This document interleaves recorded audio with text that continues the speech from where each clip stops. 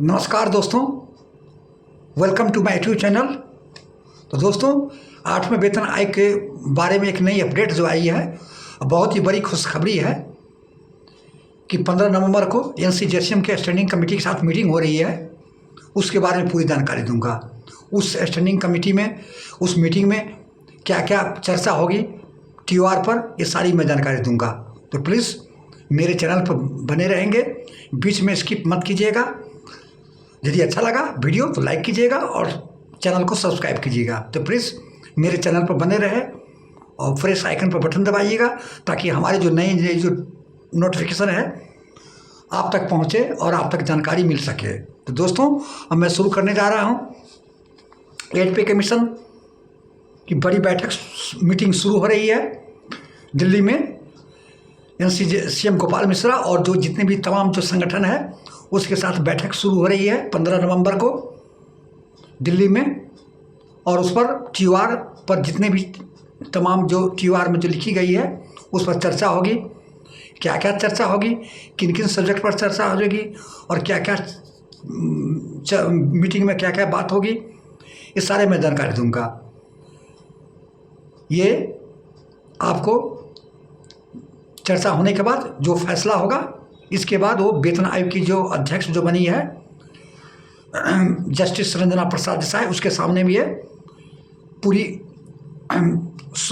TOR की जो है चर्चा जो हुई थी, ये सारी बातें वहाँ पर रखी जाएगी उनके सामने में। तो दोस्तों, क्या क्या होगा और किस किस बात पर चर्चा होगी, इसके बारे में आपको जानकारी दूंगा। पहला है आपको फिटमेंट फैक्टर।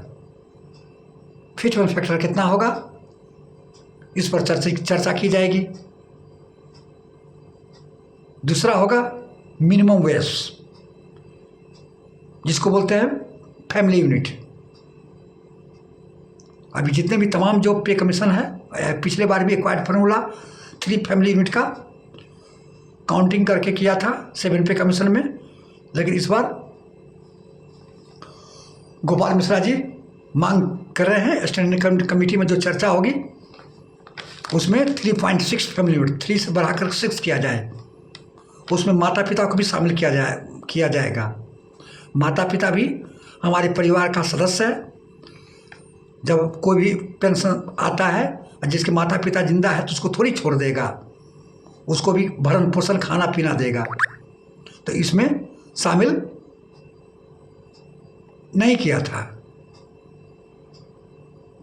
7 पे कमीशन भी मांग किया था गोपाल मिश्रा, लेकिन इस बार पूरी जोर शोर से स्टैंडिंग कमेटी में बात रखी जाएगी और पे कमीशन के सामने में ये बात रखा जाएगा मिनिमम वेज और फैमिली यूनिट बढ़ाने के लिए 3.6 का। तीसरा मैं आपको बता रहा हूँ, आपको चिल्ड्रन अलाउंस। चिल्ड्रन अलाउंस पहले इंटर तक था, अब ग्रेजुएशन तक मिलना चाहिए, इस पर भी चर्चा होगी। ग्रेजुएशन तक चिल्ड्रन अलाउंस दिया जाए। एफएमए, फिक्स मेडिकल अलाउंस, जो पेंशनर को मिलता है, जो अभी 1000 मिल रहा है उसमें 3000 या 5000 पर ये सुनने में आ रहा है कि ये रखा जाएगा प्रस्ताव।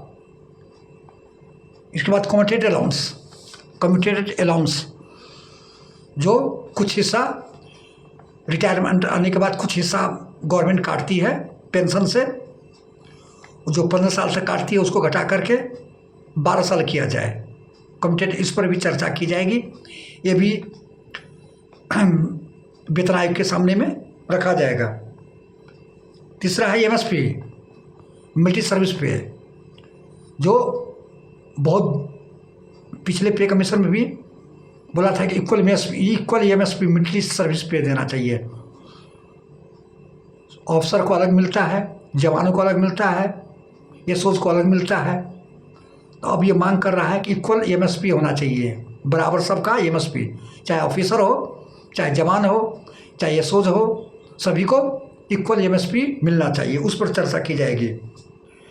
इसके बाद इंटर रिलीफ पर चर्चा की जाएगी।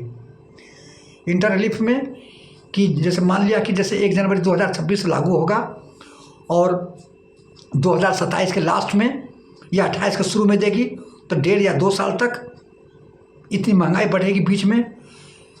उस महंगाई को रोकने के लिए कर्मचारी को एक इंटर रिलीफ, एक तरह से समझ लीजिए सेकंड बोनस, अंतरिम राहत जिसको बोलते हैं, इंटर रिलीफ देने की भी चर्चा की जाएगी इस मीटिंग में।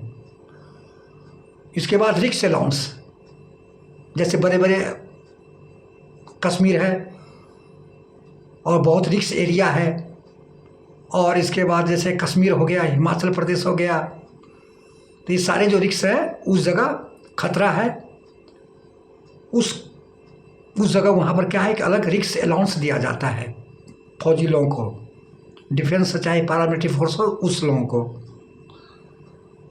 इसके बाद एडिशनल पेंशन की भी चर्चा किया जाएगा। एडिशनल पेंशन जैसे कि 80 साल के बाद मिलता ही है। अभी सेंट्रल गवर्नमेंट का एक लेटर आया है, जस्ट डीओपीटी और पेंशन मंत्रालय ने जारी किया है, तो उसमें कंफ्यूज था कि एडिशनल पेंशन 79 साल के बाद मिलना चाहिए, तो एक लेटर जारी किया है कि नहीं, जब 80 साल पूरी हो जाएगी तब आपको एडिशनल पेंशन शुरू होगा, 20% जो अभी बढ़ाया है। लेकिन अभी एडिशनल पेंशन अस्थायी समिति, संसद की अस्थायी समिति पास किया था, जिसमें बोला था कि 65 के बाद 5%, 70 के बाद 10% और 75 के बाद 15% और 80 साल के बाद ऑटोमेटिक 20% पेंशन मिलता ही है। इस पर भी चर्चा किया जाएगा। और इसके बाद ये सारे मोटे मोटे तौर पर आपको हम बताए हैं कि सारे जो है इस पर TR है, जो शिव गोपाल मिश्रा लिखे हैं और जो दिए हैं 15, उसमें ये मोटे मोटे तौर पर आपको बताए हैं। और है जो इस पर सारी पर चर्चा होगा, पूरा फाइनल किया जाएगा। फाइनल होने के बाद तमाम फाइनल हो जाएगा। इसके बाद जब फर्स्ट मीटिंग होगी आयोग के साथ, उस आयोग के बैठक में यह किया जाएगा। ये अभी जितने भी कर्मचारी संगठन है और NCJCM है, इसका पर्सनल अपना स्टैंडिंग कमेटी की बैठक है, जिसमें तमाम संगठन इंक्लूड होगा, शामिल होगा। उस पर ये चर्चाएं चलेगी। इसके बाद ये जब हो जाएगा, जब वेतन आयोग NCJCM के स्टाफ के और अन्य संगठन को बुलाया जाएगा मीटिंग में, तब ये सारी बात उनके सामने में प्रस्तुत किया जाएगा कि हमारी ये डिमांड है और हमारी यही मांग है। तो दोस्तों, बहुत गुड न्यूज़ है कि अभी अब काम शुरू हो गया है, 8वें वेतन आयोग की काम शुरू हो चुकी है और काम करना प्रारंभ हो गया है। और अभी ये जो अभी जो हवा जो फैल चुकी थी कि 69 लाख पेंशनर को पेंशन नहीं मिलेगा, एक गलत अफवाह है। जितने भी वेतन आयोग हुआ है, भले तो TR में नहीं लिखा है, लेकिन इस विषय को लेकर भी NCJCM प्रधानमंत्री और वित्त मंत्री के पास लेटर लिखा है कि आप जो 1 जनवरी उसमें जो छूट गया है, और जिसमें जो TR में नहीं लिखा गया है कि 1 जनवरी 2026 से कब से लागू होगा, तो 1 जनवरी 2026 लागू किया जाए। और इसके बाद OPS और पेंशनर के बारे में नहीं लिखा गया है। तो जो जितने भी तमाम जो त्रुटियां हैं, इस सारी त्रुटियां को देखते हुए एक अलग NCJCM के स्टाफ साइड का और संगठन लोग भी प्रधानमंत्री और वित्त मंत्री के पास लेटर लिखा है कि इसमें सुधार किया जाए। तो दोस्तों, ये थी जानकारी। कैसा लगा आप कमेंट कीजिएगा, लाइक कीजिएगा, सब्सक्राइब कीजिएगा। जय हिंद, जय भारत, थैंक यू।